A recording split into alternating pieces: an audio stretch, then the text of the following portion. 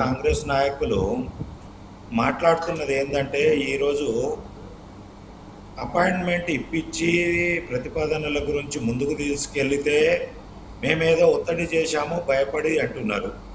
డిపిఆర్ల విషయంలో మాట్లాడుతున్నారు. అసలు ఈ పూర్తి స్థాయిలో కాంగ్రెస్ నాయకునికి అంటే అవగాహన ఉందా అవగాహన లేదా అనేది స్పష్టంగా అర్థం కావట్లేదు.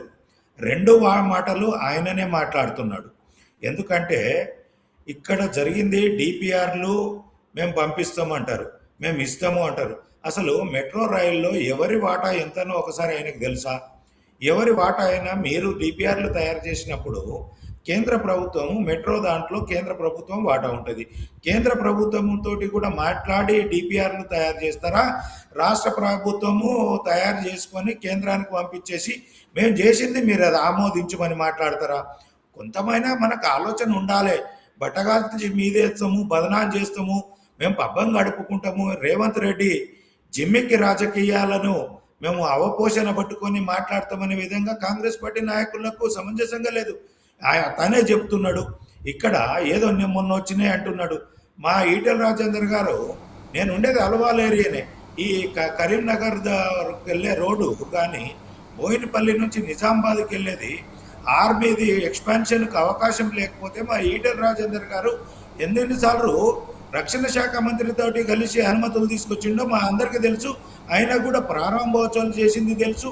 ఈ రోజు వాటిని సుమారుగా 100 ఫీట్ల పైన వెడల్పు చేసే విధంగా ఆ యొక్క ఎక్స్పాన్షన్ చేసుకుంటూ పోతున్నాడు. అల్వాల్లో కూడా 2-3 అండర్ గ్రౌండ్ బ్రిడ్జిలను ప్రారంభించే విధంగా కేంద్ర మంత్రి అంటే మా ఎంపీ గారు తీసుకురావడం జరిగింది. అదే 5 సంవత్సరాలు మల్కాజ్గిరి ఎంపీగా ఉన్న రేవంత్ రెడ్డి గారు ఏం తీసుకొచ్చే తెప్పే దమ్ముంది హైలకు? ఎంతసేపు ఏం మాట్లాడతారో కూడా కాంగ్రెస్ నాయకులకు అవగాహన లేకుండా, ఆలోచన లేకుండా ఎంతసేపు కేంద్రం చేస్తే ఒక బదనాము, చేయకపోయినా ఒక బదనాము. కిషన్ రెడ్డి గారికి ఏం అవసరం అండి మీరు చేసేది అడ్డుకోవడానికి? ఆయన తెలంగాణ మనిషి కాదా? తెలంగాణ నుంచి ప్రాతినిధ్యం వహిస్తలేడా? తెలంగాణ ఉద్యమంలో రేవంత్ రెడ్డి గారు ఎక్కడ ఉన్నాడో తెలియదా?